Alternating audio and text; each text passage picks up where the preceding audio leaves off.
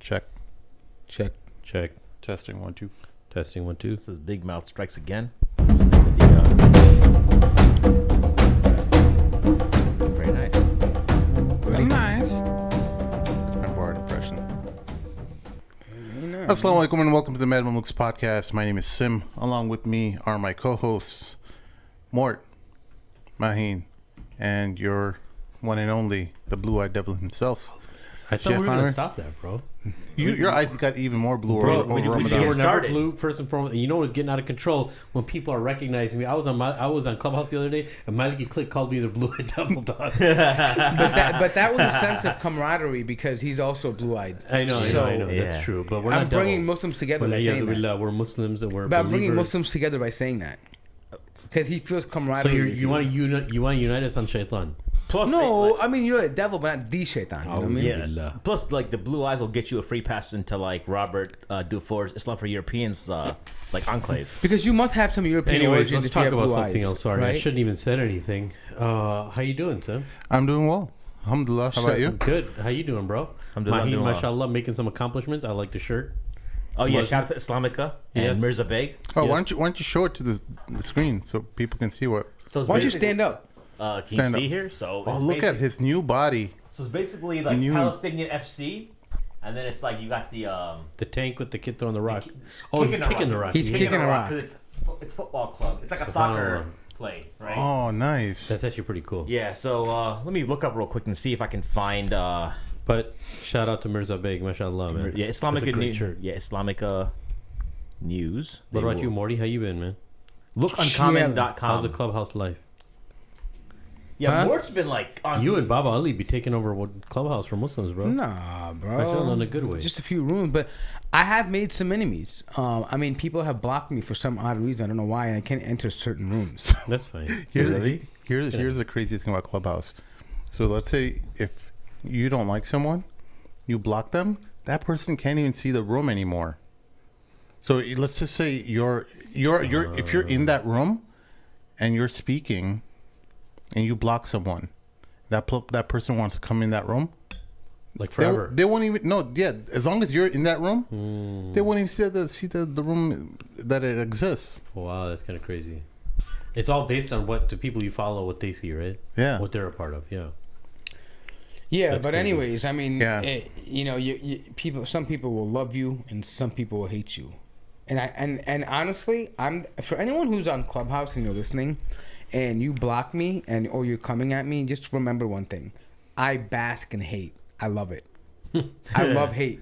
Like hate fuels me.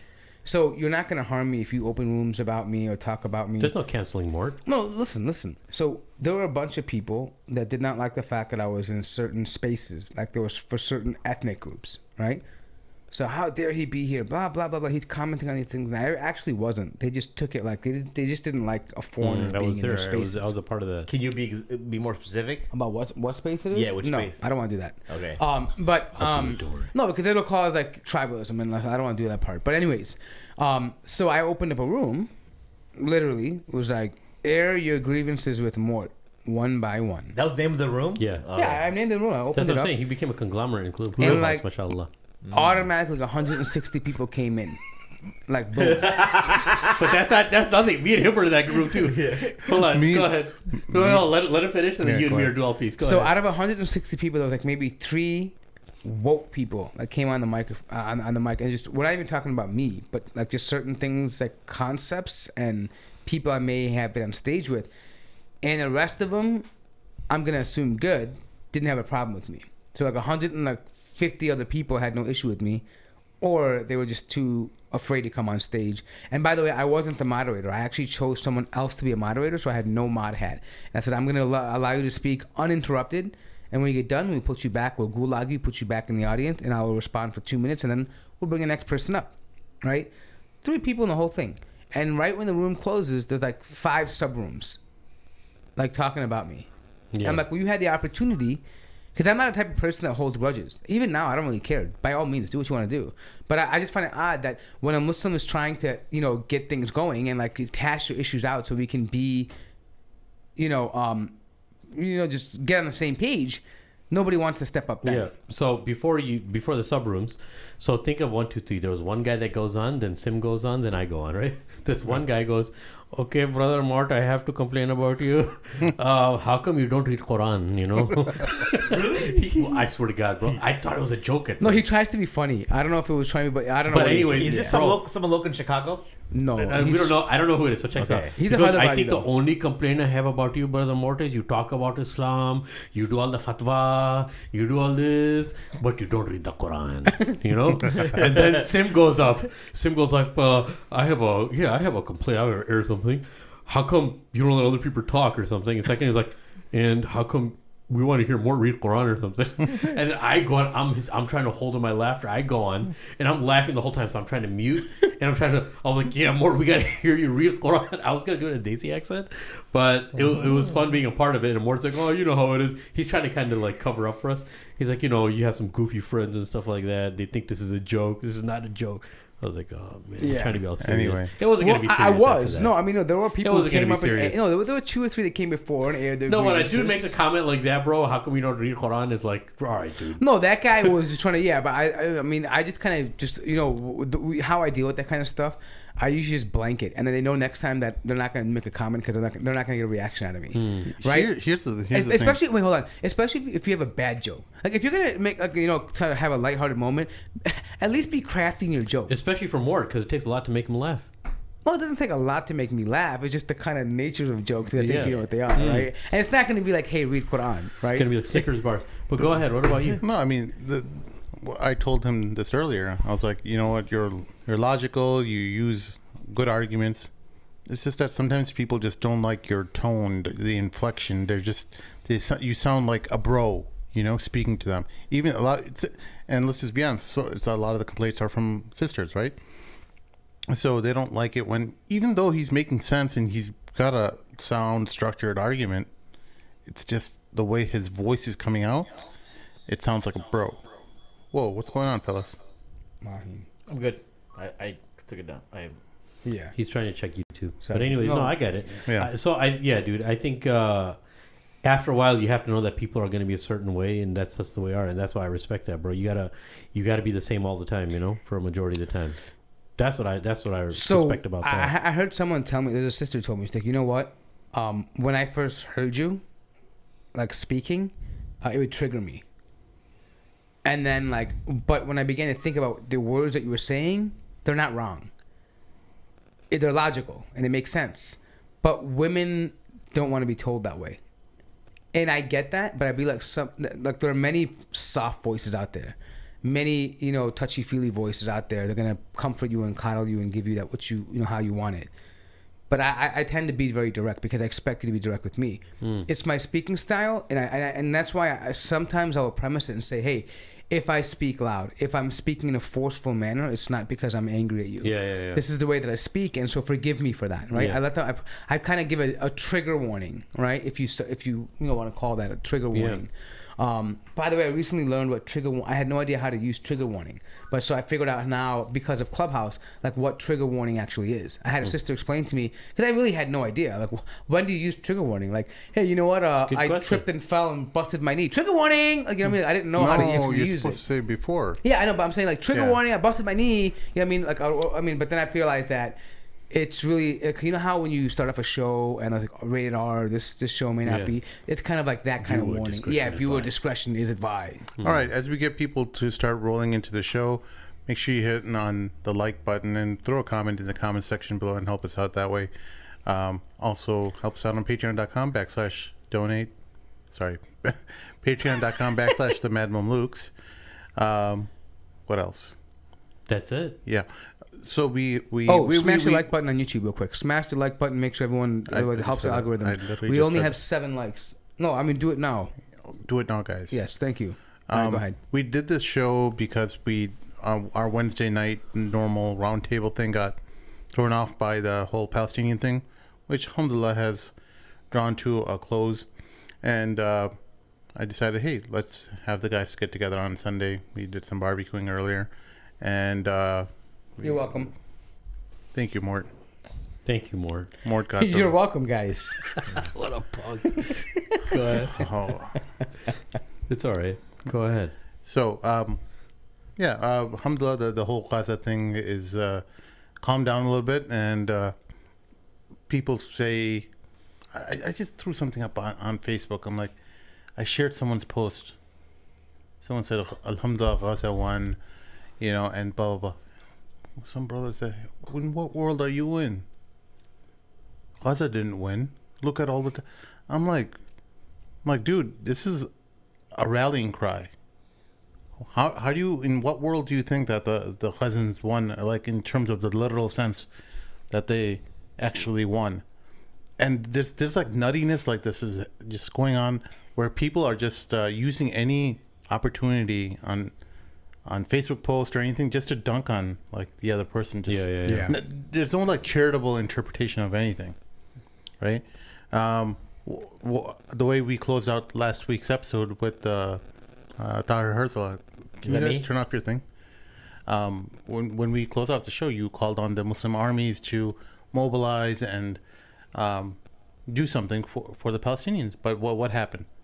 People started posting on Facebook and stuff that, this whole idea or this whole notion of calling on the Muslim armies is a fool's errand. Like, why would you want to call on the Muslim armies for... I'm like, dude, we know that Muslim armies are not going to help out. This is when we call on the Muslim armies, it doesn't mean that they're actually going to do it. This is a way to... It's a witness against them. That, hey, we as Muslims recognize that you have the ability to do something and to bring justice back on earth, and you're not doing anything. And changing the narrative. Yeah. Of how many more options that we have. Like... where we're going to direct our energy and our desperate cry. We're all in a desperate, like, who are we supposed to go to as Muslims when we see this happening to our brothers and sisters? Like, the surrounding people are the only ones who actually have some type of force. If anyone has force, it's the surrounding entities that can actually do that something that everyone's hunting for. When you talk to the brother from AMP, we talk to everybody, whoever's protesting, they're all saying at least it's something. Right? Should the Ummah of Muhammad sallallahu, when all this is happening to people in Palestine, should they be is it their job to be searching for something? Like, whose job is it? Do you understand what I'm saying? But people who have no power going to the streets, peacefully protesting, is it actually their role in the Ummah to be protecting Al-Quds from others, from a sea that's dividing them? No. Or who's actually in power, that has power? If they can do something, who are those people? If it's not the armies, who's it going to be? Who are we supposed to call into? Mm-hmm. Yeah. Do you understand what I'm saying? The leaders who, call on those armies. Exactly. Like King Abdullah of Jordan. Yeah, and it's not like saying, hey, army, right. So like individual, like let's not be like stupid here. It's not like you're calling on individuals from the army. Right. It's the one who's responsible for the armies themselves. Yeah. And it's a thing of putting shame inside of them. Yeah. Like, shame on you guys, dude. Why are there women on the streets and men on the streets and children on the streets for Gaza when you guys have armies and you're sitting on the golden thrones? Mm-hmm. Like, what the heck is all that gold for? Mm-hmm. What's all that power for? Mm-hmm. What are you doing with it? Yeah. Do you understand what I'm saying? That's why that's there. Yeah. Mm-hmm. And one of the amazing things about the whole situation of Palestine and why it is a victory at the end of the day is because it reinvigorates the Ummah. I know the whole notion or the whole idea of revival and knowing about oppression and the struggle against oppression and the activism, all that stuff was put into my heart and most of your hearts when we were young, when we saw the first Intifada. What were we, like in our early teens, maybe? Yeah. Just getting in the teenage the years. first Intifada? The first Intifada was in the 80s, right? In the 80s, yeah. No. The second was in the late 90s. Late 90s. So I think that was like 99 or 98. But these events, they cause the Muslim Ummah to unite. Our hearts get united around one cause, Al-Aqsa and stuff. Al-Aqsa is a religious symbol that we all can get united around. And I know there's unfortunately there's I know the whole situation with Mufti Abu Laith where he and I just want to preface this by saying that my heart goes out to his family for that home invasion that happened. He's completely undeserving. No family should ever experience that kind of terror that he experienced. Yeah. And knowing him over the years, over this show, I just want people to keep this in mind as I say this, that he has been someone who's been very kind, cordial. If we ever disagreed on a matter, he'd always message. If I, as a young Muslim, was to go to the UK and I didn't know anyone's religion, and I just wanted to, just by someone's character that I knew, he would be the first one. He has that great of a character. When he was speaking to me, private phone calls and stuff, impeccable. Good person. That being said, over the past few years, since we had him on our show, what was it, episode 61 or something? There was a period of him just saying things that are out of the normative Islam that most Muslims rally around. And it wasn't just like all together at once.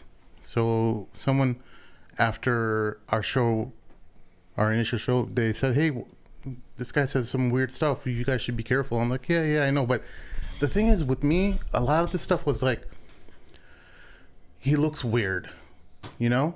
When someone says he looks weird, and I'm like, okay, well, I'm more in his side, you know? Because you're not judging anything by his ideas or his things, you know? The things he's saying. And before that show, we had even traditional Muslim scholars from Chicago saying, hey, this guy's got some great ideas coming up. You guys should bring him on the show. And I'm like, all right, cool. And we saw some videos of his. We all loved him. And still do love him as a person, but as in terms of his beliefs and stuff, and the opinions that he's been putting forward, it's just completely contrarian to what the normative Islam is.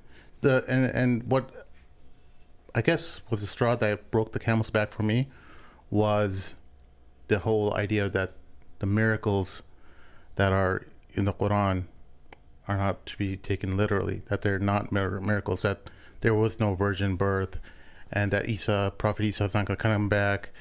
And that's when I was like, holy cow, this is like a fundamental change in how you evaluate the Quran and how you read the Quran.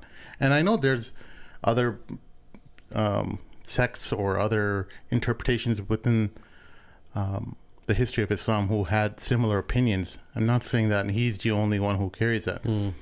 But what I'm saying is that when you have, as a judge, as someone who's a mufti, who's passing rulings onto people, you don't take all the minority opinions of all the different jurists and form some kind of legal code around it.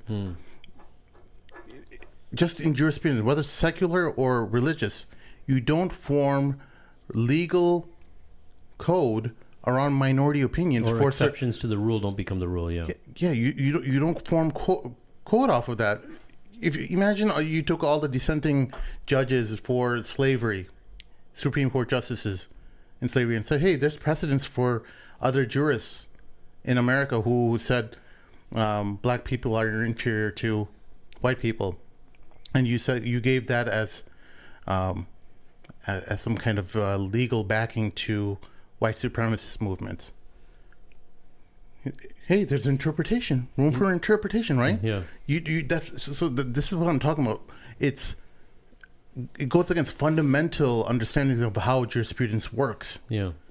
You know, and that's why we chose to, the whole Palestine thing that came up, that was a misunderstanding at first, where we thought that he was saying that Palestine should be given up, and somebody made a fake video, really. You know, and that was like, I'm like, okay, that's it. I'm That's removing. kind of messed up.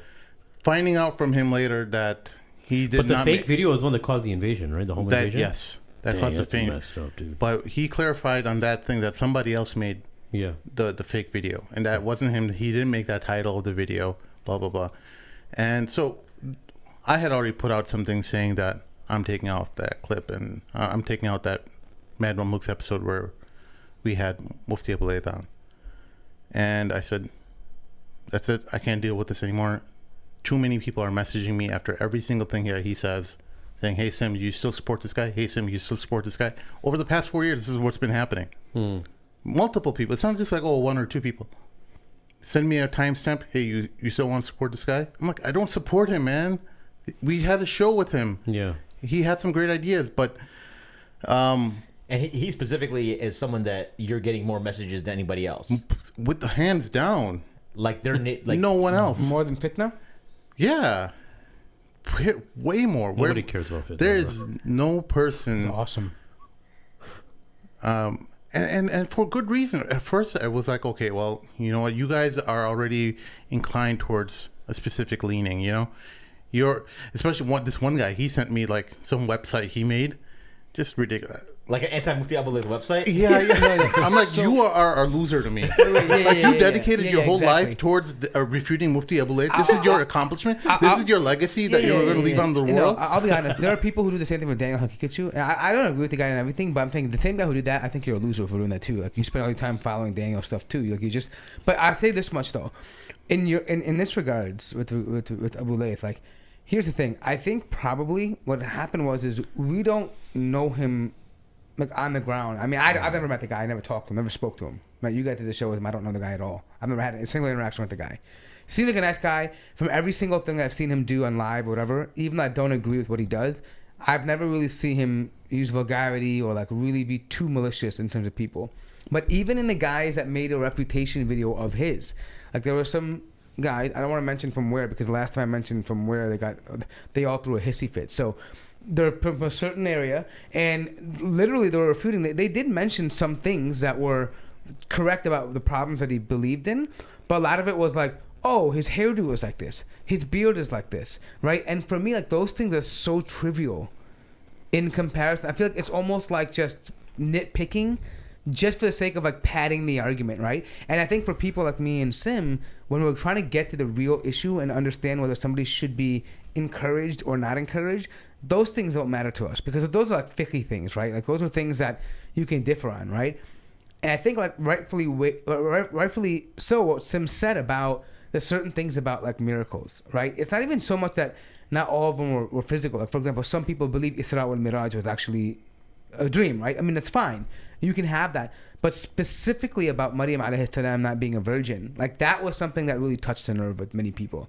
Because I'm a layman, but I don't know of any dissenting opinions that really believe that she was not a virgin. Like the virgin birth is not real. I know the things about her being a prophet or marrying later on, so forth and so on. Or Isa alayhi salam actually not dying on the cross, but living later and dying later. I know of all those theories, right? And there's some legal precedence for that, or some juristic, whatever, maybe, or scholarly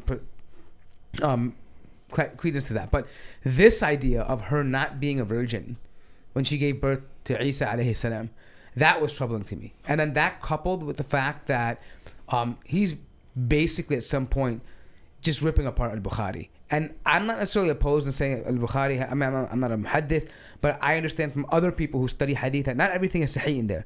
But there's a reason why things have been compiled. And scholars have made their sharh of it, and they're qualified to do so, and they use it unilaterally. It's understood to be the most sahih book after the Quran, right? And I'm saying when you start just picking apart in front of laymen, what do they have left in their religion when you tell them that the most sahih book after the Quran is just the way you're talking about it as if it's just a bunch of mumble jumble, right? And I feel like that leads to what you would lead in the early time. For example, you have al-Bataniyah. They totally moved away from the hadith and they decided, you know what, we have the inner meaning of the Quran. We will now define what things mean and move away from the main group of people. And you have all kinds of weird things that happen. And so for me, that was one thing when Sim was asking, hey, should we pull it? What do you think? I want it to be unanimous. And I said, well, that's what I was thinking about when I said, yeah, let's pull the episode. Yeah. So more with you, it wasn't necessarily the whole idea of Palestine or no. The Palestinians going or resettling in a different country, because you said that there is precedence for that before Salahuddin invaded Jerusalem, that the Palestinians had migrated. Well, my thing is not just Palestine. I'm saying there's a precedence according to the ulama for hijrah and for jihad, both. Right? So in that sense, there's a legal precedence for that. It's a fiqh issue, and scholars in Palestine can decide for themselves what they need to do. Right? Yeah. I think some people are mad saying, oh, why are you saying they should make hijrah or leave? Right? As if it's something that's not allowed. And it can be allowed depending on what their circumstances. You're not, so there's a difference, right? One is like Islamically it's allowed to make hijrah.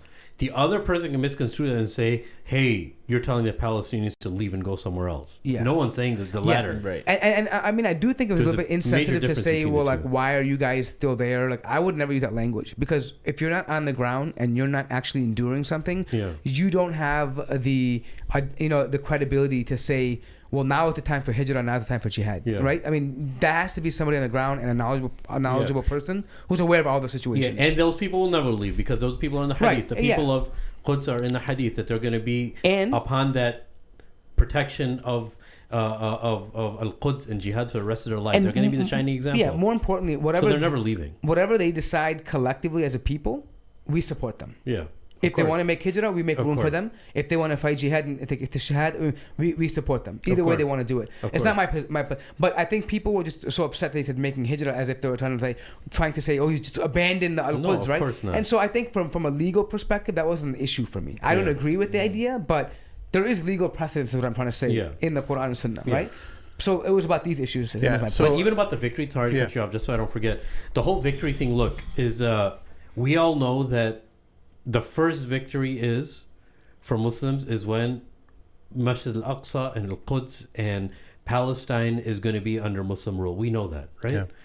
But what the victory part comes in is, bro, when you saw the Palestinians celebrating, it just made all of us very happy, and we saw that as a victory. Yeah. That's what that was. When you see your brothers and sisters that were going through all of that, and you were thinking, wow, this is almost Armageddonish. We don't know when this is going to end. And there's a ceasefire, and you're still kind of bummed because based on all that rubble and destruction, the Palestinians are the only ones who are going to have to deal with that. Yeah. No one else is really going to help them on a major degree except for themselves, and with their limited resources, with their limited amount of drinkable water and all that stuff, right? You can watch our previous episode to know those stats.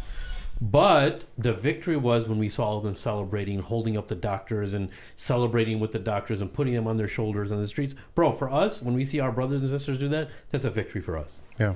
It's not the permanent solution. It's not the permanent victory, right? But it is something that when the brothers' hearts are happy and the sisters' hearts are happy there, when you see the children celebrating, then we become happy. Yeah. You know what I'm saying? Just going back to this issue before we shut it down and move on to different things.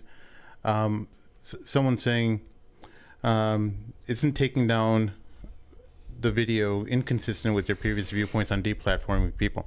Now, the thing with deplatforming and removing things or censorship or free speech, with Muslims, forget about what's happening with the Joe Rogans and all those other people out there in the world. We as Muslims, we have parameters around every single thing. Nothing's just open-ended free speech. Nothing's open-ended deplatforming. Everything is within the confines of how Islam has as a responsibility as Muslim content creators. You have some sense of, hey, what am I putting out there? Am I comfortable with young generations listening to this stuff and ingesting it? Is it Amr possibly bil following- Ma'ruf and Nahy anil Munkar? Is it encouraging the good, forbidding the evil, what I'm doing when I'm taking something Yeah. down? It's not like you're a part of some culture that's like, hey, I'm going to cancel them because I don't like what they're saying. No, it's not about it's about what's contradicting in Islam. What's contradictory to Islam. Go ahead. Well, and also why not bring him on and have a discussion on it? The problem with bringing him on and having a discussion around it is that there's fundamental disagreements on how to even, like, his thing is about making Islam fit into this Western society. Fundamentally, his rulings are about how to make Islam, modernize Islam, essentially, right? How to make it work within the parameters of Western society. My argument is that no, Islam doesn't give a crap about any of this stuff. Islam came to blow apart all these fake systems and ideas and categories and all these other false Came to build a new constructs. paradigm. All these Yeah. false constructs that Western society has created. Islam is a counterforce. It blows apart all this stuff. It has its own narrative. Yeah. So this is why there's no discussion to even start from. But he's talking about apples being the best fruit, and I'm talking about oranges being the best fruit. There's nothing. There's There's no meeting, fundamental. yeah. There's no foundational meeting ground. Yeah. Yeah. Yeah. I think we're just diametrically opposed to Yeah. how Islam should be applied. And that's why I kind of got it why so many scholars refuse to engage with them, because there's this no place to start from. But I think if you have a discussion, you can actually establish that, because I don't think you got to pin him on that. I don't think he's openly saying. No, like, he knows. He knows people say that about him. You're right. He knows, but like that's why people won't engage him. I think we should have so for me, it's interesting because I actually So I'll say this much: I don't know the context of every Mufti Abu Laith statement that's an Aqidah issue, right? Because I only listen to him when there's a clip of him like, pulling up some Bollywood video or something. Naughty. Or something. I like that kind of stuff. But You I'm watch not it for comedy reasons. For comedy, right? I haven't followed. I've interacted with him like on some like Maliki fix stuff, like DMing, etc., etc. No wonder right? you're a deviant. You know what I'm saying? But I think it's just like, for me, it's, because I think once we put the episode up, right, it takes like the default is we leave the episode up unless something completely egregious requires the pull down, right?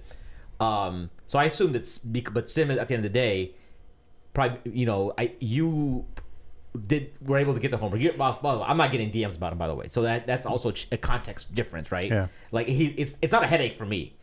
Like, but the example I use is like Dr. Ali Atai, right? Dr. Ali Atai for me, because I got blown up on him. Like as far as like people, there's a famous da'i who's popular on Peace TV. Left me 30 minutes of WhatsApp messages after Dr. Ali Atai episode. Yeah.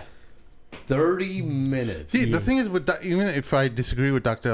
Ali Atai's understandings, I would be fully confident that if my daughters were to learn Islam from him, that they would learn normative Islam. Right. Pretty much every single thing that he believes is within mainstream Islam. But my point is that like people misrepresented Atai's position. Yeah. Because and that's part of it is his fault of how he communicated it personally. Yeah. I only know his position back then, so to me I could see the nuance of it. Yeah. Because I was also hanging out with him all weekend, and I would go back and forth, like, you mean this? And if you remember that episode, he's kind of like that, right? And he's presenting the academic point of view. But people don't want to hear that because we have accepted our community to be intellectually lazy and not.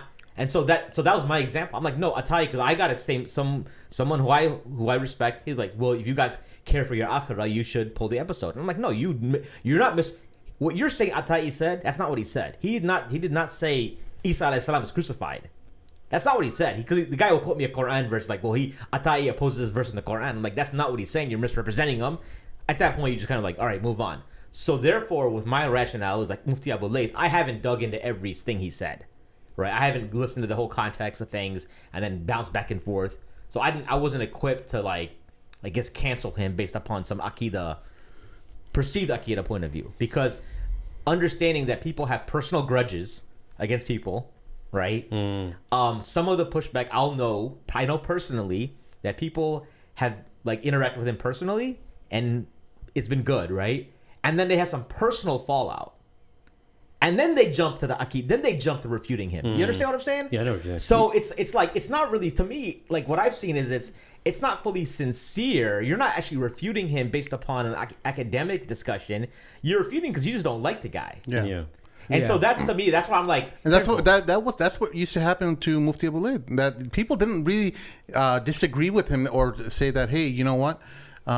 You're finding a minority opinion, but yeah, there's some ikhtilaf on.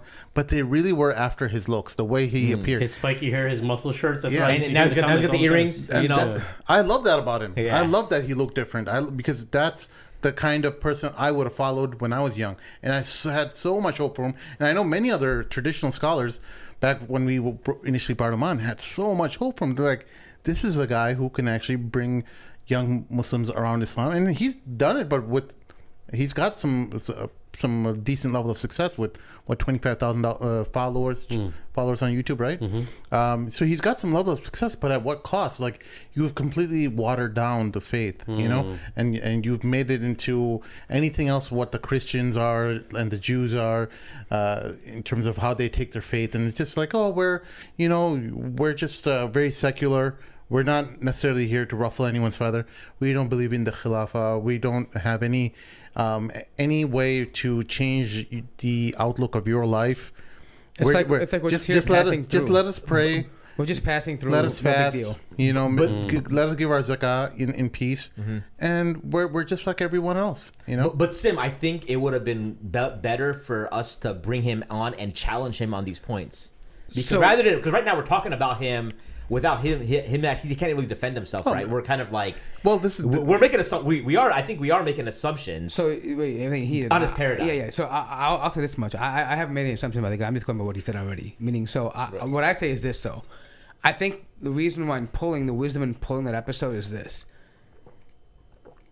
I think that if he was speaking the way he was speaking today, and we would brought him on, there would have been a lot more pushback on what he was saying on the episode. And since he wasn't completely the way he was now, and I didn't watch the full episode with you guys, I saw parts of it, but it was more of a friendly conversation where like we're cool with it, like kind of like in that way, right? So I think if there was more pushback because of his views the way they are today, that would be different. But it seemed like, well, this guy's actually being validated now, like meaning, hey, we consider him to be someone that we would, you know, take knowledge from, right? And in that way, I think like that was the vibe that came off. It kind of validated like him being someone you should look up to. You mean like a few years ago? Yeah. I'm saying but I think a statement because but again, I think this feeds into people's intellectual laziness. So yeah, like people evolve, right? So if somebody, let's say let's take for example like one of our previous guests, somebody like that Sheikh Yasser Qadi, for example. Let's say we've had him on a couple of times. Let's say he goes off the deep end in like 5 years, right? I think people should understand that like 3 years, like his previous stuff. Sure, but I mean, if Yasser Qadi came tomorrow and said like booze is halal, I say pull the episode. I don't want to be on there because the idea is that listen, I don't want to associate myself and say listen, that guy. I mean, I don't believe in cancel culture, but I believe that disavowing from someone in the right time is not considered cancel culture. Yeah. Because at the end of the day, we have a platform. Right, and I don't know about you guys, but I believe at some point we're accountable for what we what we put out there. Of course. What if there's one guy who only sees this Mufti Laith episode and then just doesn't see any of the criticisms and just goes and just starts following Mufti Abu Laith on Twitter or on Facebook, and now his whole framework of Islam is just totally shifted. Yeah. So it depends. Now that could be positive. It could be someone who's bored because I think Mufti Abu Laith's audience is like people who are like on the fringe already. Right. But they're like on the bounce. They're about to bounce out of there. So, I believe that. I personally believe that if Mufti Abu Laith can't save you in Islam, you're about to become a murtad. Yeah, because everything is pretty much just kind of chill with them. Right, because if you're gonna leave the deen, you're better off being a Mu'tazilite. Yeah. And staying Muslim. I'm serious. No, right? No, really. Yeah. Do you guys think we should change the subject? No, this is but like but I think I want to be clear that like I like wasn't necessarily comfortable. I agree with the position of this because at the end of the day, Sim's the one that's got to deal with the backlash, right? Yeah. He's the one. I don't care about the backlash per se, in the sense that I just want to make sure that what we have.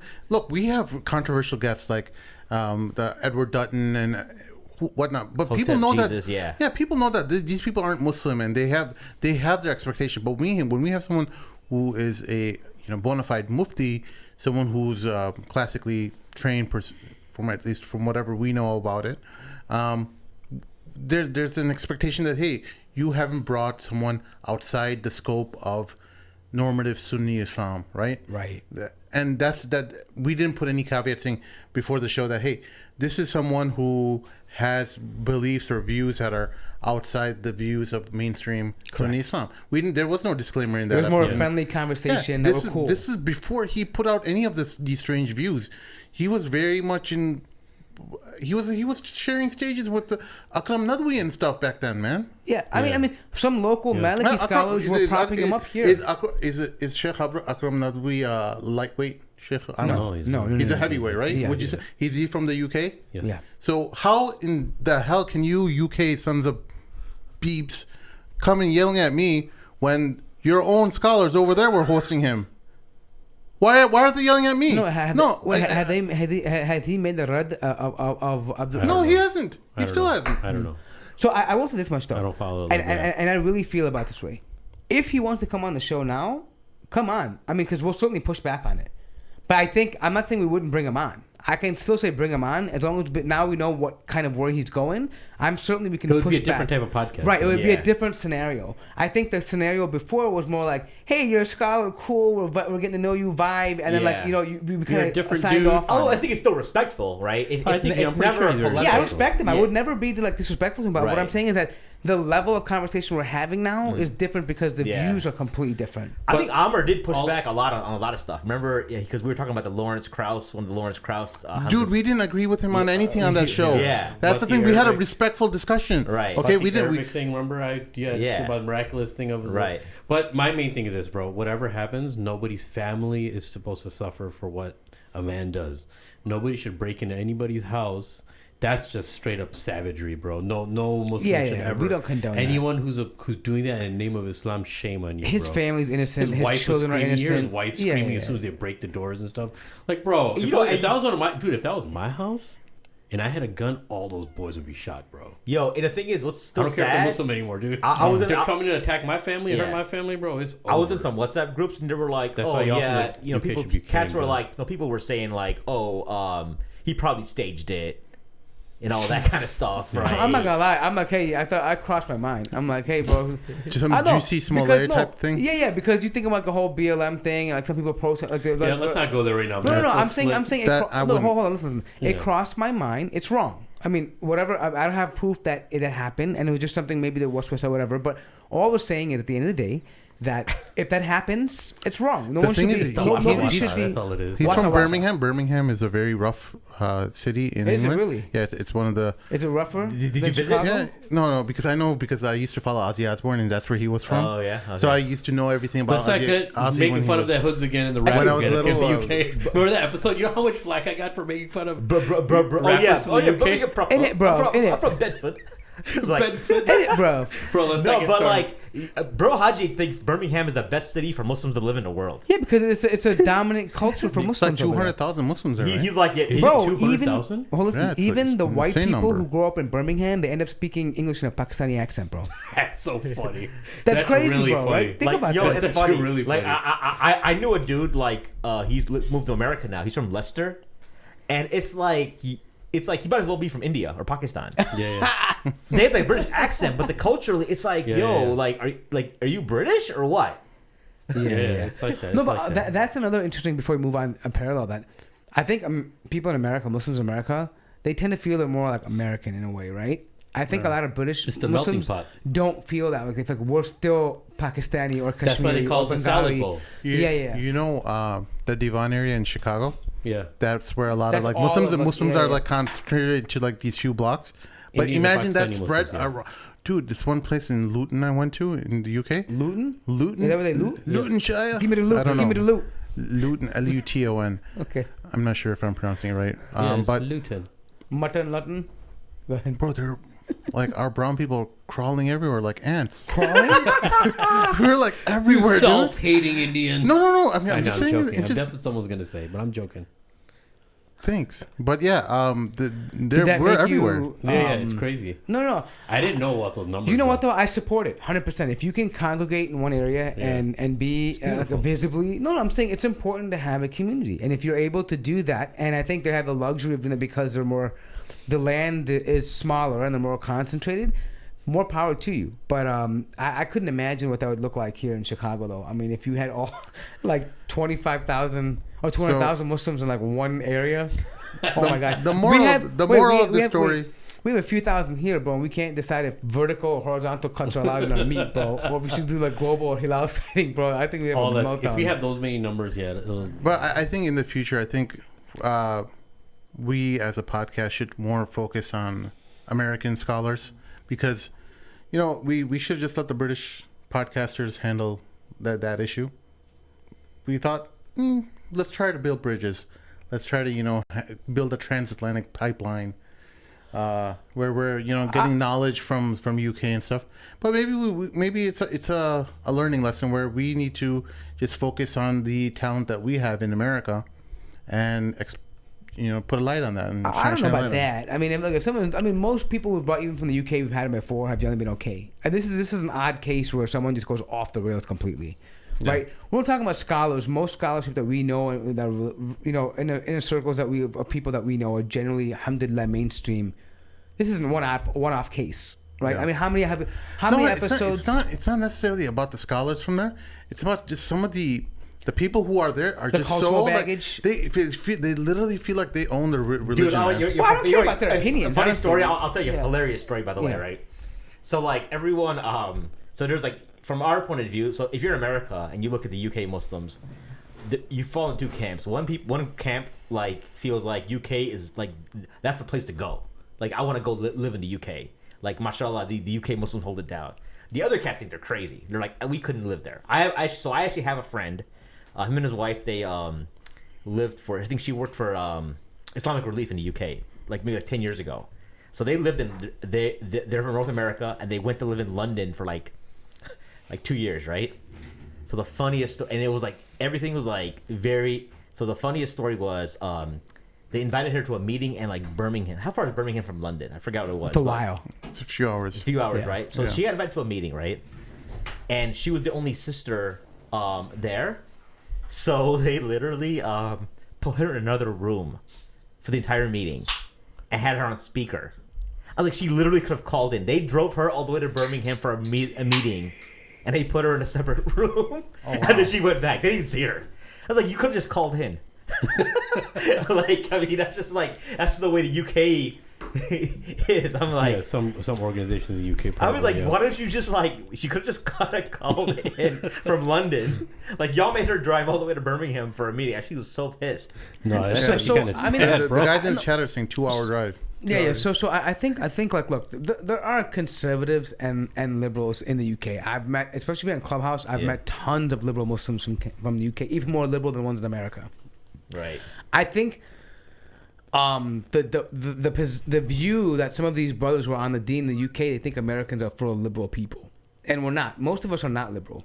Just the loudest voice. For example, in the UK, we don't know of half of your scholars, but we know of Majid Nawaz, right? I mean, like, people knows him, and that's not most of the UK, but the loudest voice for us out here in America is Majid Nawaz, right? And like, so, I mean, like, but certainly if you tell that to a Muslim in the UK, he's like, you're out of your mind. Like, Yeah. that's not like, and I think the difference also as well is that that their scene tends to be more, like, especially active on YouTube. Like, for example, you have the Muhammad Hijabs, you have the Ali Dawa, you have Dawa Man, and in the Da'i scene, like, they have a lot of presence on YouTube and social media, right? Whereas we don't have that as much, right? Meaning, as far as like on the YouTube scene.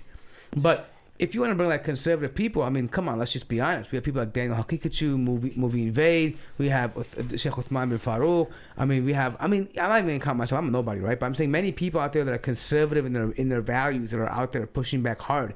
Actually, I would argue that many of them disseminate a lot of this material that doesn't come out of the UK. Yeah. Like the breakdown of ideas of the left, progressivism, a lot of that comes out of the U.S. And people don't realize that. We don't get the credit we deserve for that.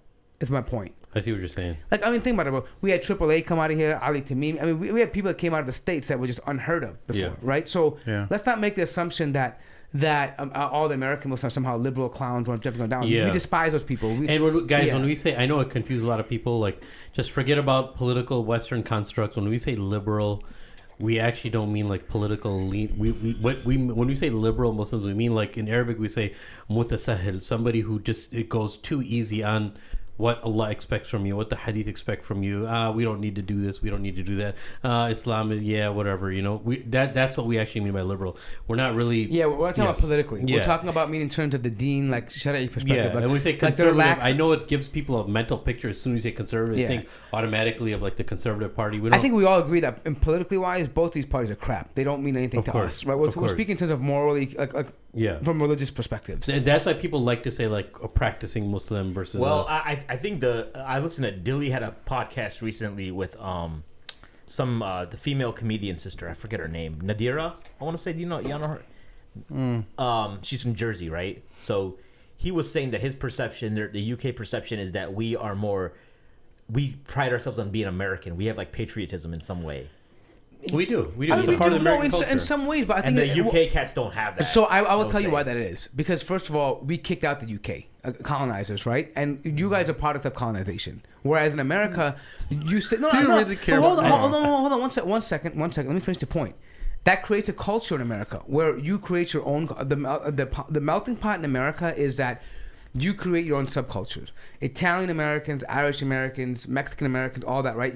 That culture that was created in America is different than how it developed in the UK. Yeah. The UK was like, oh, when you went there, you had to be the British man, the English way, right? Now it's changing, You had right? to eat an egg out of the egg eat out of hole. the egg holder. You had to say certain things like, use proper English. Like in America, dude, I mean, all I'm saying is that like Americans tend to be more rebellious in nature, like not non-conforming, right? Yeah. In many ways, right? Oh, I don't need to be that way. I don't need to be that way. And it's kind of like the individualism, which is also can be a negative thing, but in America, there's hyper-individualism. Yeah. So we tend to say, yeah, I'm an American because it doesn't conflict with my nature as being a Muslim. Right? Like I can be an American and say, I'm an American who believes that your system of democracy is complete kufr, and I hate it. I can still be American.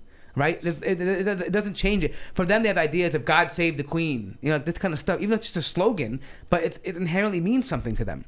Right? The royal family is something like, we don't get protective over the president of the USA.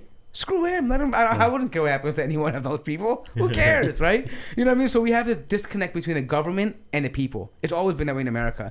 People in America have always been skeptical of the government, where in the UK it's been very different. They embraced the royalty, like the family, and like the whole idea of sovereign protection, right? At least they used to. I don't think it's like that anymore. No, it's though, still right? there. And if you look, oh, we have the NHS system. They love us. They want to protect us. They help us, right? Or we have none of us trust the government systems. I'm not relying on the government to take care of me. I don't trust them at all. They want to take my tax dollars and use me. Anything I can save, and the government is our enemy. That's how most people. No, I'm serious. They tried. All you should do is sit there, defend our borders, and regulate monetary things. Other than that, anything other than that is like, you're stepping over your lines. That's how Americans generally feel, unless you're unless you're coming out of the new age progressive and like liberal ideologies politically. That has been challenged now, meaning because we want social welfare. But in general, in the early days, the government had very limited power. We don't want you involved in our business at all. Whereas the UK is a little bit different. I see what you're saying. So yeah. What else we got on the list? What else? I was going to bring in the BLM Palestine thing, but maybe we should talk about that later. Well, one of the things that we need to really talk about related to Palestine is that there's a growing movement of people who are secular in their understanding of the Palestinian issue. There are Palestinians themselves who are trying to make the issue of Palestine a leftist issue, something that should be part of the LGBT movements and the Black Lives Matter movement and all these other types of leftist activism, and this is something that we as Muslims really need to be cognizant of and make our community members, our family aware of, that these things are not part of what the whole issue of Palestine is. Palestine is an Islamic issue, and the oppression and the fight for Al-Aqsa is an Islamic issue. And one of the things that also just really touched a nerve with me in the past discussion was him saying that Al-Aqsa is not a holy place in Islam, that the farthest Qibla is in the heavens. And I was like, what the hell is that? Who said that? Mel. Oh. Do you know who said that too, by the way? The Shias. I posted on my Twitter earlier today. Yeah. They were saying, oh my God, I wish I could play the audio. But it was like, this is verbatim what the Shias say. I don't know if we should throw anything else on Malm right now, man. No, this is what he said in the video, bro. Yeah, I know, bro. I don't want anything else to happen to him too, bro. I know nothing's going to happen. He had a really good, successful video. It's got like... I know, I saw it. Anyways, yeah, I mean, I'm going to... Can you know what I'm saying, though? Wait, Amir, can you refute the idea of the Shi'is saying that the furthest Qibla is the one that haven't... Because this is also something the Shi'is say. So we can bash the Shi'i, right? Yeah, but okay. I actually thought that was a joke. I really didn't think anyone actually believes that. So, do you mind I've heard it before. Yeah, go ahead, play it. Okay, here. I can actually play it right from here. So hold on, let me just go to my Twitter. I tweeted this out, and I'm like, look at these filthy khabat, like these Shia. I mean, I swear to God, I put it out there. Hold on, let me just Sunni put it. Defense. Are you still in the Sunni Defense Squad? Of course I am. Why wouldn't I? Are you part of the? I haven't seen any more YouTube videos with you in the Sunni Defense. Because we haven't done anything lately because of the idea of COVID. No, just hold on, wait. Me Too. Anyways. Me Too movement. Me Too movement. Yeah. Okay. Listen here. Listen to this. It's a 2-minute thing, but you understand what I'm saying.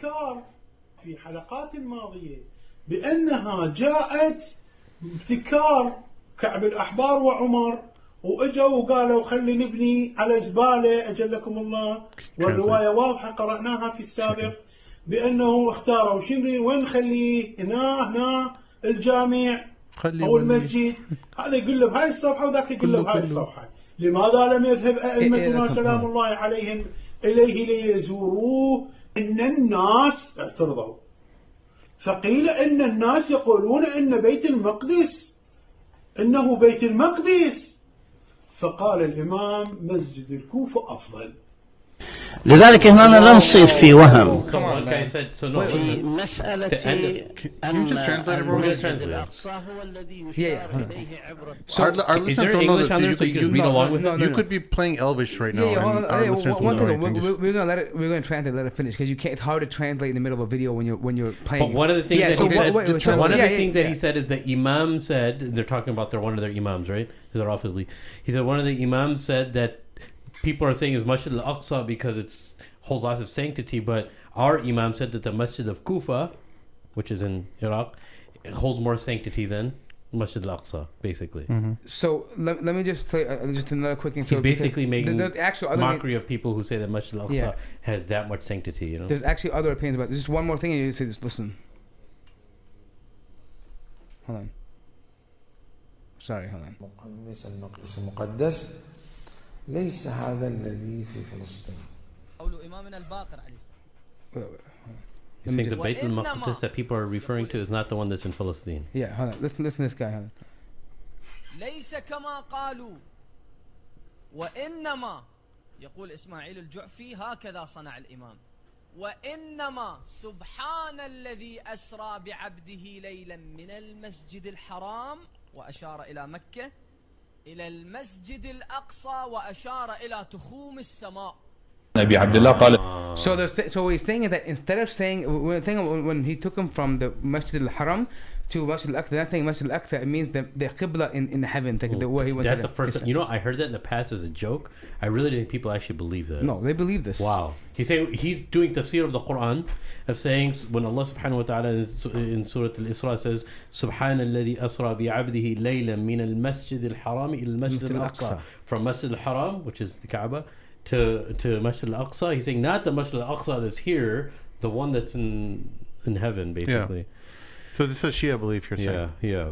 But it's kind so of weird. anyone who believes this is a khabith. Yeah. That's how I believe it. And so, but what's just interesting that belief is being propagated by certain Sunnis now, because that's not something that we believe in. Yeah, that's not. Wow. So, anyways, man, this extreme leftist and Allahumma salli ala Muhammad. There you go. So yeah, dude. So what else were you gonna say about that?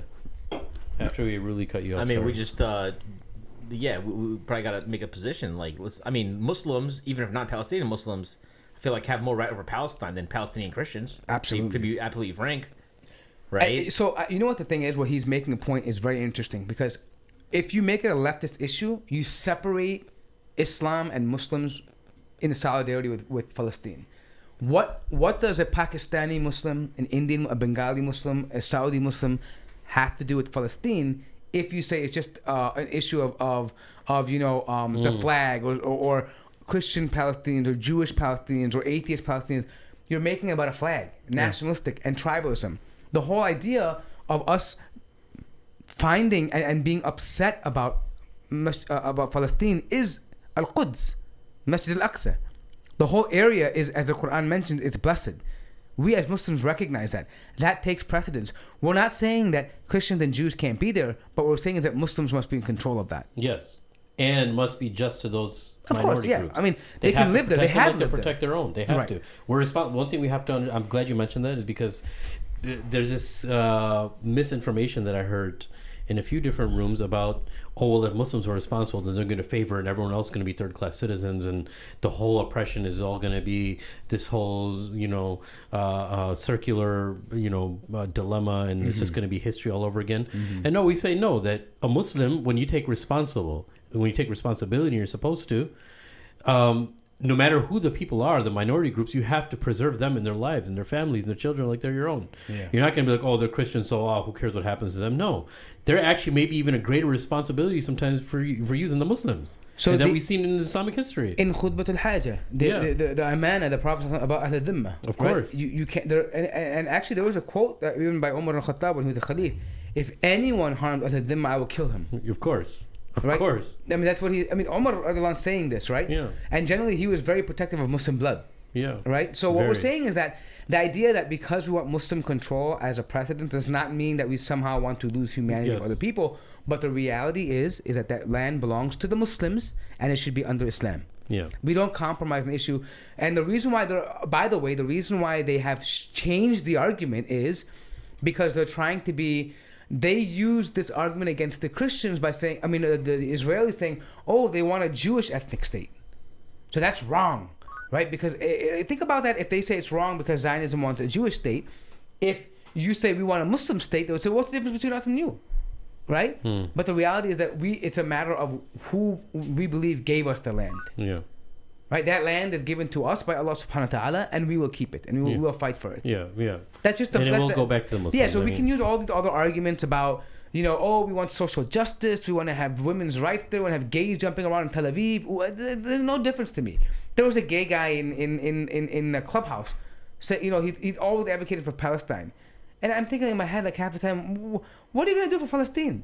Like, you're going to go to Al-Quds and raise your gay flag around inside Masjid Aqsa? Like, what are you going to do?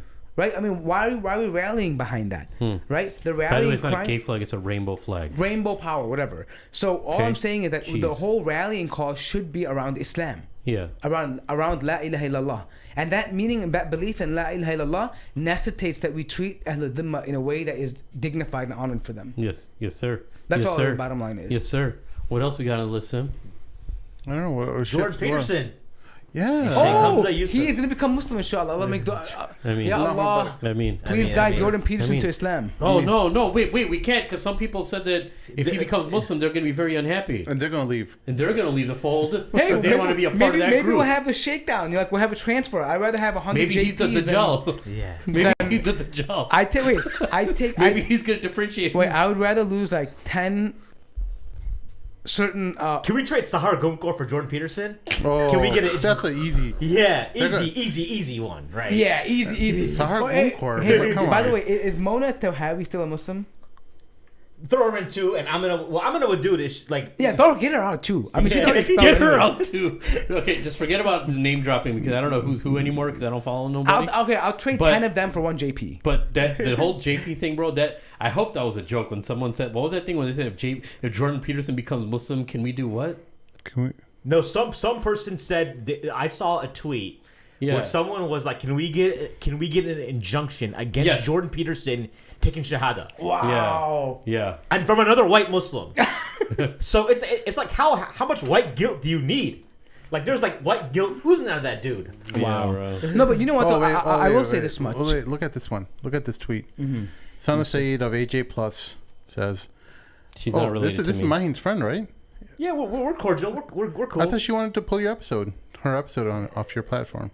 I shouldn't be surprised by this, but I'm taking it back. This is shameful. The turn among a large portion of our community, especially men, towards an alliance with an anti-intellectual social commentary, views, and perspective, especially on gender relations, sexuality, has been grotesque. The fake outrage is hilarious. Like you should just put some tears at the end of it. I want to acquire a glass full of like liberal tears. Just put it in a glass and just drink it. So here's my thing. What did I say? I've been critical of Sheikh Hamza in the past, but I'm delighted to see him being hosted by Jordan Peterson. We can bring the rainfall back to California with a collection of leftist Muslim tears. Alhamdulillah. Good. And you know what? I will say this much. I will say this much. Listen, whether you like Jordan Peterson or not, the reality is that he has never sat down publicly with an Orthodox Muslim. He has not. And had an honest conversation about Islam. Yeah. What person with common sense would see that as a problem? Why would you see it as a problem to have a conversation? Ideology. Yeah, but what I'm trying to say Muslims is that have to realize there's other are ideologies. you that they're loyal to succumbing your leftist agenda? Exactly. Or are you loyal to Islam? Bro, who says an injunction against him taking shahada? Dude, that's kufr, bro. Do you know that's Wishing like? someone not taking shahada is kufr, bro. Do you know that's Do you know that, dude? Yes. No. Do you know But that- what's more important is this ideology that you're Yeah. a part of. Inna lillah. No, there was a. So I pull up. If you pull up my Twitter. So I made a very neutral. I made a tweet about Sheikh Hamza. You got canceled again now on Twitter? No, so this I made a tweet against Sheikh Hamza. Like I said, like I'm jealous of Sheikh Hamza Yusuf because of all the good deeds he's received from the slander he's receiving. Yeah, you know, of course. And first of all, some people messaged me on WhatsApp. They were like, "Well, you know," I'm like, "Where is he being slandered?" I'm like, "There's people calling him a white supremacist right here." It's like, well, that's not really slander. Or what about Agent Well, it's Hansen? not. Like, so, Sheikh, is calling someone a white supremacist if they're not. Is that Of slander? course, that's something he doesn't like behind his back. Of Or course what it's- about calling him Agent Hansen? Yeah, or bro. like there was one tweet. It says like there was one doctor, What some tweet? academic, some doctor, Maha, someone was like, I don't know who that is, but they were like, can we? I'd really. If I were, they would like desiring to excommunicate Hamza Yusuf in the Muslim community. Like, I wish we could takfir him. Okay, look, guys. A man who has studied his whole life. They said they can wish they can takfir him. That's like I wish we could excommunicate Hamza Yusuf from the Muslim Okay, community. look, guys. Wait, can I just say one thing? Excommunication is I, like I, want, I Back to want you to reality, comment on it, but I want to say one thing. I don't think at least for me and Sim, I don't think we've ever been a super fan of Hamza Yusuf, especially after 9/11. We're being very critical of some stuff he's done. But there's no doubt in my mind that he is a Muslim and he's a scholar and he has dedicated his life to Islam. Of course. Right? That I don't think there's been a single greater contributor in Islam, I mean, in America. Like from a revert background, anyone in general. Maheen, I can't find yours thing. Than he's been able to do to America, right? Yeah, and forming a Islamic university. So and, the idea that you want to takfir him, a man who's been in dedicated service, who created one of the few recognized Islamic universities Keep going down. accredited in America, you want to cancel and make takfir of that person. Keep going down. No. So look, one thing we have to be really going honest down. with. What are you guys looking for? Keep going down. His special tweet. I think they all blocked me, so keep going. No, go down. Go down. This one here, right? No, I'm jealous of Sheikh Right Hamza here, Yusuf right here. Oh, no, yeah. For all the good deeds he is collecting from the slander he's receiving, right? So I got quote tweets. Pull up my quote tweets. Quote tweet. Yeah, pull up quote tweets. Let's go down. There you go. Oh, right there. Dumbledore. Yeah. Look at this other policing because he's got nothing else to say on the subject. Who's that? That's Sahar Gunkor. Who's that? Probably the most vile individual on Muslim Twitter. She's a good CRT, critical race So, theorist. from- Star. Like I don't think there's another person I dislike Don't more. give her. No. popularity. Wait, one thing right? I'll say, please don't ever comment on my tweet. I'll just block you. I'm not gonna block. No, I don't block people. So I do. I'm not I do. blocking her. I don't want to see stupidity. Yeah. So don't tweet at me. Don't maybe I've already blocked. I don't know. But I can't. Here's the thing. If I don't mind people having beliefs, Right. Have your beliefs. I've debated people who are proponents of CRT. For example, like Yasser Mursi. Me and him are very cordial. We have great conversation, but we differ on things. I respect him immensely. The idea is not the fact that we differ on things. It's how you disagree with somebody. And I will not give anybody a platform like that who cannot have a civil discourse. Yeah, Right. no, I got you. And the thing is, with her, I've actually we never heard of her, right? Because they're off in their little island somewhere, right? And literally, no pun intended. And I remember a year and a half ago, it's like Sim and I we got tagged in some thread, and she was on there. I was like, oh, like I'm not. Obviously, you're a professor of something. Can you recommend like some material for me to read? I don't know your subject, right? And she's like, no, you guys probably can't read. And then like later, like That's actually kind of funny, dude. you guys probably can't It's read. vile, but it's hilarious. You guys probably can't read. I can and then- appreciate that And there's like, I've been comedy. following you for years, and you guys have no interest. And my job isn't to educate you. My job is to warn the community against you. She's a warner. Yeah, a warner, Mashallah. like mashallah, right? Mashallah. So like, I She's mean, following the footsteps of the NBO. so it's literally I wonder like. where her Jabal Ahad is, where she's getting on top and screaming at us. Yes, so it's pretty much like it reminds me of with the Zionists, how everything when you say this something they're like, yeah, but Hamas. Now with me, it's like you comment, it's like, yeah, but Nazi. Yeah, but Richard Spencer. Everything is like, yeah, but Losers. neo-Nazi. No, those are Yeah, but losers. alt-right. But look, man, if we really, in our heart of hearts, if we Right. want to be honest, who else would you want to talk to Jordan Peterson on in a conversation? I think he's perfect. Yeah, I Hamza- think it's dude. Of course. Look, Hamza Yusuf's white. Okay, he knows the culture. What I'm trying to say, he understands the culture. He grew up in the West. I'm sure there's no other. I think Jordan Peterson, just as superficial as this is, just by looks and seeing somebody, he'd feel comfortable with being with Hamza Yusuf because they look like they come from a similar background. Yeah. Right? So in that regard, it's a plus. Knowledge-wise, he's definitely knowledgeable. Okay? We can't deny that. Historically, Hamza Yusuf is very, very sharp. Right. As far as history is academically, he's extremely academic. We can't deny that he's dumb. He's extremely, what, you agree, in academia? Right. Yep. Fourth, he has been involved with high-profile people and sat down with leaders of multiple nations, right? So he knows how to play that role. And they very both well. go off on these organized tangents. Correct. Yeah. So what I'm saying is that I think in that regard, and plus, he has sat down with other individuals, interfaith, and had extremely productive dialogues in terms of bringing, not reconciliation, but understanding. Like, I don't necessarily agree with that method all the time, but he's certainly effective in that in that technique. Yeah. And so no one can deny that. So I would say there's no better person to do that besides Hamza Yusuf. Yeah. The other thing is... And they're both...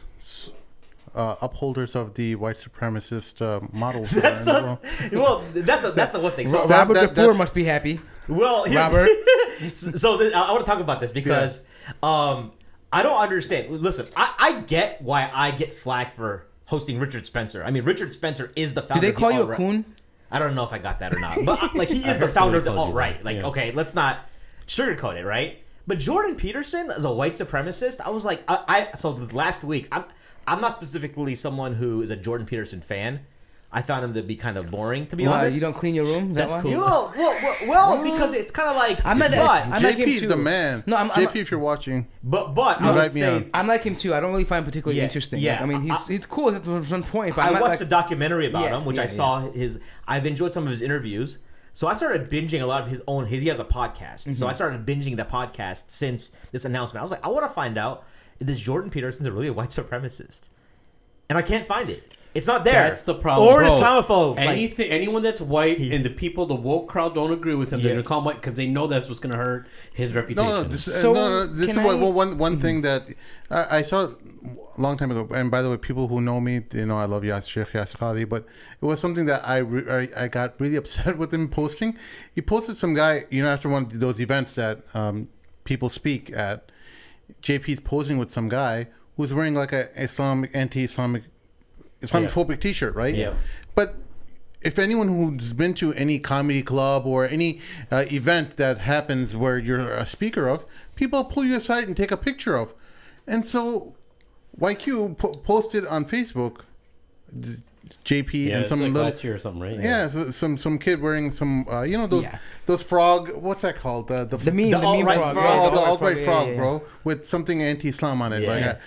So I will say this much though. So the reason why he's gotten this slack as being a white supremacist is because what happens is that he's actually neither left nor right. He's simply about philosophical ideas and how to break these societal structures down and how to deconstruct them, understand how these things came to place, right? If I'm correct, Sam, right? He's a clinical psychologist. Yeah, he tries to break things down and understand how we came to these conclusions and why we as a society have certain structures. And is that beneficial or not, right? And he makes cases for what he believes, right? So his conclusions lately have been that we've gone too far to the left, and he demonstrates how that's affected him in his field with other professionals like himself, how they have been affected by this, right? So because of that highlighting of that fact, it's gone so far where in academia, in his profession, he's being affected, and other of his peers, the left began to say, the right said, hey, you know what? This guy's actually saying what we've been saying. Like his data matches what our arguing point. So they started disseminating his information and saying, see, look, a guy in academia is saying this. And immediately in response, the left said, this guy's right wing. Oh, he's not. So can you remember, how did Jordan Peterson he's someone, he talks about this, like how it's interesting how he's someone in his mid-50s became famous. He was kind of like an average professor, taught at Harvard, University of Toronto. It's this whole, when the government of Canada started rolling out legislation that if you don't honor their 70 gender pronouns, that it can be construed as hate speech. Yeah. And he's like, what? Like, right? And so he pushed back against that. Yeah. Right? That's the origin story, And right. It wasn't really actually about him being against pronouns. It's that he can be liable if he used the wrong pronoun because how are you supposed to memorize all of them? So that was a type of bullying. And that was the hate that he was. He's like, dude, that's hateful. And they started calling him Nazi. But there was a little nuance, a little thing to that too, is that he was saying that you're policing my language in a place that's supposed to have freedom of speech. Mm-hmm. And how are you going to hold me liable for something I don't even know? Right. Yeah, and the other thing is also is that he actually advocates that, hey, if you want me to call you a particular name, I'll call you it, or gender, whatever. I don't have any problem. If you can identify how you want to identify. The problem is the criminal liability behind it. That's what the issue was, right? Yeah. Like the fact that you could lose your job. And that person who wants to be addressed with a certain pronoun, you don't know what they want to be addressed by, and that person just be like, hey, I want to be addressed by this. So, I don't know that. You know what I'm saying? And you get in trouble for that. Were you okay? You looked like something. No, I'm thinking like I want to think of like one word you can use to describe all pronouns, like maybe it. It? You know, all like, people? Yeah, I'm thinking, hey, it. That's it. I mean, it. Or how about just you? No, I'm saying, hey, human being. Or how about just he and her? How about that? No, but if you say hey, how about you, just those two? it becomes offensive. Like, if you say you all, like, what do you mean you all? What do you mean you all? No, you all? What down you to people? Allah subhanahu wa ta'ala. Look, ladies and gentlemen, the reason why this is very problematic is Allah subhanahu wa ta'ala in Surah Al-Hujurat says what? That we made, نَخَلَقْنَاكُم مِّن ذَكَرٍ وَأُنثَى. Right? We made you from males and female. That's it. From a male and female. وَشُعُوبًا وَقَبَائِلَ لِتَعَارَفُوا. From nations and tribes, just so that you may get to know each other. There's nothing else. Right. Allah subhanahu wa ta'ala is the creator. He owns the world. He created the world for a test. He said we're from males and we're from females. That's it. Sheikh Amr, you mentioned an important point that we're being expected now to like inherently like have some download of all these new pronouns, right? As an example, right? I think the same with critical theory. So I personally am of the opinion that critical theory is inherently not wrong. It's a tool. The problem is that people have taken it as their religion, and which is why you've got people saying that they want an injunction against Jordan Peterson becoming Muslim. That's because their religion isn't Islam; it's critical theory. So I find that preposterous. Yeah, I would argue that they want someone not to take shahada, bro. For someone to say that, bro, and to say that easily, bro, that makes me shake in my bones. So critical bro. theory in general is like they have different applications, right? For example, especially when we talk about critical race theory, right? These are legal terms, like, and to be honest, they have purpose and use cases in academia. The problem is when you take it out of academia and the laymen start using it for the social justice causes, terms become convoluted, and they use these things to understand and try to decipher why or deconstruct why certain things are happening in terms of the framework of law or incarceration or economy. It's not meant to be like the cause of the day, right? That's not how. It's meant to try to understand why certain things exist, right? In academia. For example, what you're saying, like the disproportionate amount of black people versus white people in prisons, right? Like, why is it? What's the underlying causes? How do we figure out what the disparity? Should there, is power a part of that? Is race, like, they try to reconstruct all that using these critical theories, right? It's like a tool to understand what's going on. So you can find a remedy. It's not a remedy itself, right? And so people have gone out and say, critical race theory, you have to have it to understand everything in the world. Everything's about race. And this is the layman outside, right? Who's championing it now on Clubhouse and but this, like, people like Sahar Gumkor, they're academics. So this is what I'm saying. It's no more can you give critical race theory that excuse where it's the laymen are gotten involved. It's the academics in the universities who have taken this thing and made it a religion, and they've made sure that their followers are loud, they're abrasive, and they shut down conversation. They cancel culture and all that. That's part of the technique, by the way. Doxing. Right. They documented this part. That they actually, the funny part is that they actually, first of all, CRT itself is, if you look at the original framework, I forgot the exact person, the guy's name. There's a black lawyer, I think, about Harvard or Yale. He comes up with the idea, and the idea was to create a legal theory. That's where it originally started, right? But anyways, as it progresses, as he's mentioning, someone in the chat is asking, what is CRT? We've done several episodes on this stuff. But essentially what it is the woke crowd. It's the effect of what you're seeing with the woke culture. It all stems from this the idea that people have certain power, like white people have power and everyone else doesn't have power, and because of that power, everything is related to race. So racism equals prejudice plus power. So they're using power to affect all these changes, and we're helpless. It's basically the displacement of power among many different or racist. And which ends up happening is you can oppress white people and they deserve it. Basically, that's what ends up happening. Or there's that's the whole deplatforming thing. It's like you can't give it's like, why would you give that person a platform? Right. And then the response is often like, because I talked about Richard Spencer when it came up, right? And I was in a Clubhouse room and I was like, listen, my podcast is not, first of all, it's not Muslim exclusive. It's about understanding why people's, like, Richard Spencer is not born coming out of his womb like, I want to found the alt-right or I'm going to be a white nationalist. It doesn't happen that way.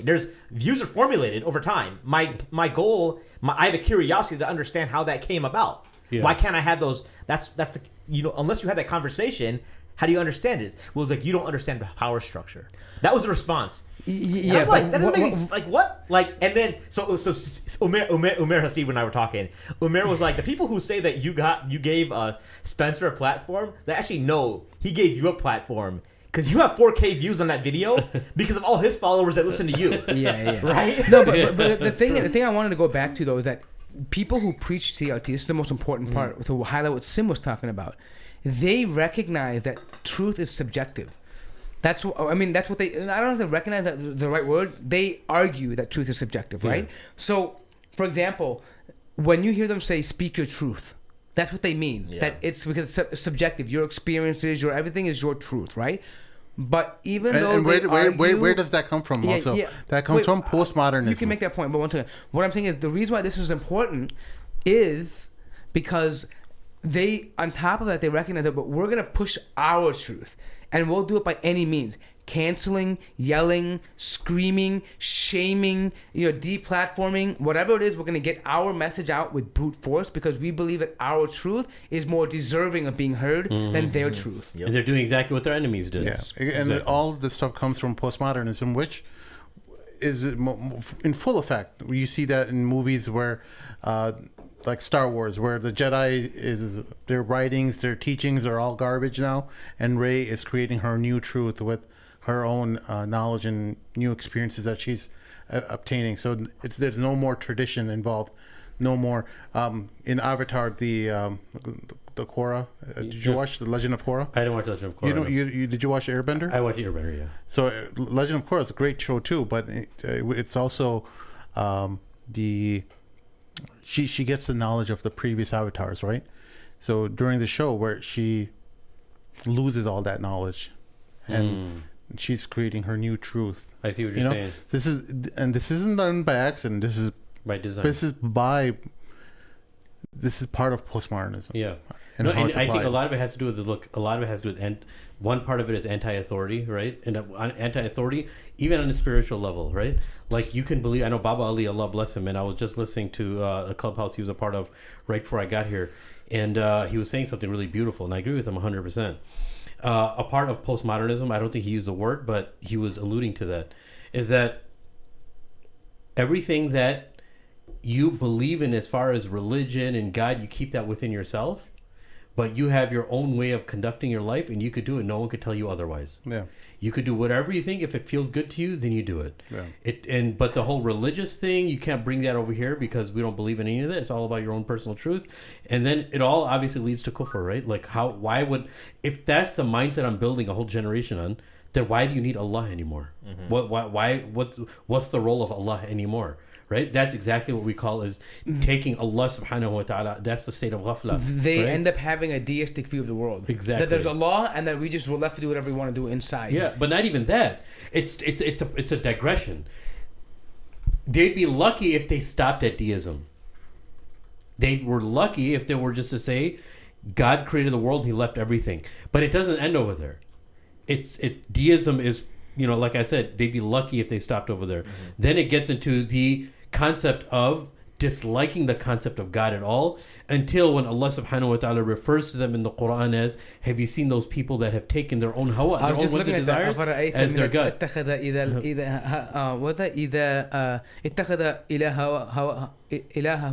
yeah. That he takes his hawa, takes his own whims and his desires as his Allah. So this is one thing that I was mentioning to somebody before. This is the last thing I'll say, is that if you're not worshiping Allah, you're worshiping something. That's the way we're designed.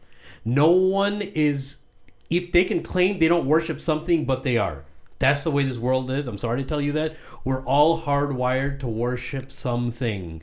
If you're not worshiping Allah, like I heard people, this new woke crowd saying, oh, there's this energy.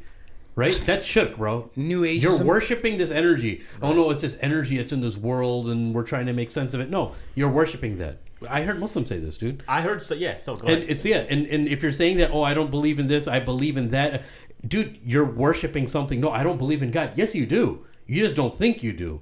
But that's why you need Allah to tell you, because He created you and He hardwired you. If you're not believing in Him, you're believing in something else. So no one's saved from not believing. Even atheists, if they think they don't worship something, no, they're worshiping themselves. Right. They do have a God, and it's themselves. Yeah. So the one thing interesting, like I use my wife as a like kind of like a to bounce off these kind of things, right? So because she's a kind of a like people who have met her would say she's probably a very normal person. She's very unlike me, right? Yeah. Politically though, she's more like liberal as far as like she's for universal health care, and I think most women tend to be more.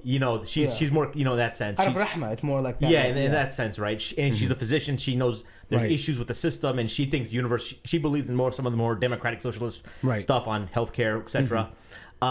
So I remember I was asking her like before the Spencer show. I asked her like, "Hey, I'm bringing a bunch." She's like, "Oh, okay." It's not a big deal. It's like, well, if you don't understand, and then I was telling her about like Peterson and Hamza Yusuf, like, hey, what's going on? I was like kind of telling her what's going on with it. She's like, who's Jordan Peterson? I kind of break it down real quick, and there's like people who are throwing a fit, and she's like, has the episode aired yet? I'm like, no. It's like it's coming out in August or something, right? That's when it's supposed to be published. And she's like, why are people like upset? They're like, well. It's like she's like, so a normal person does not have a problem. An educated normal person does not doesn't see a problem with like having a conversation, right? So kind of like create this until proven guilty. So you create this bogeyman with Peterson. First of all, he's as an Islamophobe too, because there's a clip of him that's been circulated on WhatsApp. Kind of, he's very openly saying, I don't know anything about it. Hey, I haven't really studied Islam. He's actually bringing on Sheikh Hamza as a second Muslim guest. I'm not counting Ayan Hirsi Ali, but he's got a guy named Mustafa Eichel, who's more of a progressive type. That guy is dangerous, bro. Yeah, who's that guy? I think he's a Gulenist. He's just a liberal, man. He's got some strange ideas. Is he like? I can't get into Mustafa Eichel. We'll talk about him. No, I mean, is he like the young Turk guy? Has he already had him on? No. He's got him first. He said because there's a clip of Peterson talking about like Islam. Oh. And so he's got Eichel first, then Sheikh Hamza. Oh, no. Well, actually, that's kind of better because that way maybe Sheikh Hamza can see that interview and then kind of set some things right. And I think the thing of it is, though, is like if you're a non-Muslim, how are you going to know which Muslims to go for, right? Like you're not going to be like, who's going to make the most noise? Right. And the problem with this whole like deplatforming issue, that concept is, like you end up just becoming available. Only people that are willing to talk to you are people who are more like maybe more right wing or independent minded. Right. Because of cancel culture, they won't come on because they shut down the conversation. I know for a fact that because I've had Richard Spencer on, certain people like Richard Spencer's a filter now because people are going to be like, well, I'm not going to go on the show if they're going to have Richard Spencer on. Yeah. You know what I'm saying? But then there's some people who are like, oh, so it kind of filters it out. I'm still willing to talk to anybody.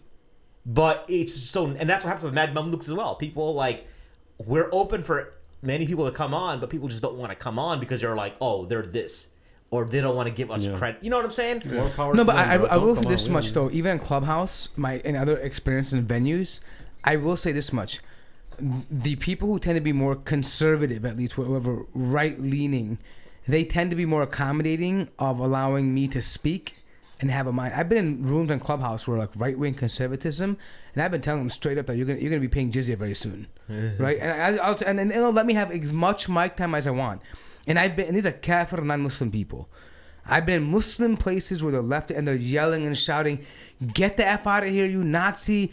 F you! You should have no platform. You had Robert Spencer on your show." They said Robert instead of Richard. Yeah. You had Robert Spencer on your show. F you, mother effer. Like these are Muslims, by the way. Yeah. So this is when you take CRT as your dean. Right. So I'm like, I'm being very clear. Like, listen, I would read CRT stuff. I don't have a problem with it. Yeah. Right. It's on my reading list. To understand the system academically, I have no problem with it. Right? Yeah. But I'm like, but this is an example because literally, like, I had somebody who I had good relationships with say, like, oh, Maheen, I used to consider you a friend, but now you are an adversary. That's messed because up, of dude. somebody decided to interview. That's pretty messed So up. if that, like, so what kind of Islam are you learning? Yeah. If that's your mindset. It's not about Islam learning. It's something that you give more importance to Islam and overtakes your Islam. That's the problem. Right. That's the problem. That's why it's dangerous. But look, man, all this talk that we did in all the clubhouses, the reality is, bro, this is where the hadith of Rasulullah is about the, the hot coals and holding on to hot coals of Islam. And whatever is going to happen is going to happen. We have to hold on, as the hadith of Rasulullah is, we hold on to the Quran, the kitab, and the hadith, the sunnah, with our molar teeth, and hold on to it really, really tightly, because that's the only thing that's actually going to save us. With all this chaos that's happening, we have to go back to the reality itself, which can be harsh sometimes for many, many people, which is Allah has won. If you succeed, you get Jannah. If you don't, there's Jahannam. And that's the reality of it. The reason why I mentioned this Jahannam piece is that the extreme left Muslims, they don't like talking about Jahannam. They hate talking about Jahannam, and they get dissuaded from Allah because of the concept of Jahannam. Like, think about that. Let that sink in. It's their feelings now are much more important to them what Allah tells them is the truth. Right. Yeah. That's a very dangerous thing. By the way, Jahannam is the concept of Jahannam. And Jahannam itself is one of the biggest rahmas from Allah subhanahu wa ta'ala. Bro, they Jahannam. think Jahannam now is not eternal. No, it's imagery. It could be anything. No, but I'm saying they're saying Forget now. all that, bro. I don't even talk about that. Stuff gives me a headache. It could be white people convert to Islam. Yeah. That's their they Jahannam. think Jordan Peterson becoming Muslim is Jahannam. That's messed up. Anyway, all right, guys. Thank you so much for joining us this afternoon. And I'm going to clarify that statement in the next episode. Can you make what I mean by Jahannam being a big blessing, right? A rahmah. I'm going to clarify that. Can you make later. a dua that Jordan Peterson become Muslim? Allah guide him to Islam. Allah guide Jordan Peterson to Islam and guide everybody in the world, Who's sincere, whether they were known to be white supremacists or not white supremacists, to be Islam. Or even black supremacists or anyone. What about critical race theorists, Sheikh? Everyone has a right to worship Allah. What about Sahar Humkhor? Everyone has a right to worship Allah, bro. Everyone has a right to worship Allah. Or break her back. Break her back. I know the Salafi dua, right? Yeah, Sheikh Al-Albani used to say that. Yeah, right? may Allah guide you or break your back. Yeah. Everyone has a right You to gotta worship get her back Allah. to the correct understanding of Islam, right? Because at the end of the day, I don't like getting beef. I don't like instigating with people on Twitter. That's not my style. Yeah, I because think you do, though. you like to I be think friends you with do. everyone. Yeah. Except That's You're good. like a That's his neighborhood nature. That's friendly a guy. nature Yeah, thing, yeah, bro. yeah. Right, but then That's a human nature when you thing. get You can't control when it. you have random people out of nowhere hitting you up like you're a Nazi, misogynist, etc. Like what? Do you get palpitations when you read tweets attacking you? I don't like it. I'll be honest. I'm No, not. you're not supposed to like it. Don't read them, bro. I'm not one of those people that I am not one of those people who will say I don't care what people think about me. Oh, I do. really? Oh, I'm like a Teflon. everyone does. everyone does. Anyone who says they don't care what people think about them is lying. Wait, bro. wait a They're minute. straight You up guys lying. really think I care? No, you do. Everyone I do? does. You do for sure. I'm a It is- Teflon Don, bro. Honestly, I enjoy it. No, I no, want them to fine, hate fine. me. Let's say Like, that. I Then enjoy you might be a it. psychopath. No, Yeah, no. I could be. You're right. No, Maybe no, that's what I'm saying. I enjoy no, it. no. That's what JP says. Like, JP says that anyone who really doesn't care what people think about them is probably a psychopath. Yeah, No, no, it's I'm not- it's saying. not just I tell that. you why. That's why you open that room on Clubhouse. I'm like, I want to see this hate. Like, if you make me, you know No. why I tell you why it is because I tell you something. If I don't want to be hated by everybody, but if there's nobody hating me, I'm doing something wrong. Okay, let me ask you this: would you go in a room where people love you? Would you prefer that room, or does prefer going in a room where people hate you for the rest of your life? You had to make one decision. Mixed Which room. one? I want to mix. No, it. you have to choose one. No, I you can't can do go to that. the mixed room. You know No, what? the reason I'm saying that is we generally like going places where people love us. No. Listen, I don't want to be like. Okay, so wait. I want. Okay, so wait. All I'm saying is this: I want people to have different opinions than me. Like, what's wrong Sorry. with your phone? My bad, bro. Yeah. So what I'm saying is that I people who generally dislike me, hate me not because I did something wrong to them. These are more ideological things, and that's why I'm saying. I'm not saying I want people to hate me because I stole from them or I robbed them. Not like that. What I'm saying is because there's some ideological challenge to them. No, that's a specific That's thing. what But I I'm want. saying that us, by human nature, love when people love us. Right. That's what I'm saying. But then the next step to that is, look, the reason for that is, it's plain and simple, bro. We care especially what our loved ones think about us, right? If one of your loved ones, let's say your family or children, somebody makes up a lie about you, aren't you going to explain to them, hey, that's actually not true because you love them? You're not going to be like, I don't care what they think. Who cares if they Wait, think? can we do this? Anybody that has hate for any of these two guys, just tweet at me. Okay, just tweet at me from now on. I want to deal with tweets because I personally would love to engage you guys. No, that's cool if you got thick skin like that. But Guys. the majority of us. That's a wrap. Thank you so much for listening. We'll see you all next time. Assalamu alaikum. Flex some biceps more. Like and subscribe. Patreon. Like and all that subscribe. stuff. Make the offer Put us a comment. and donate. Allah make Jordan Peterson Muslim. Allahumma barak. I mean.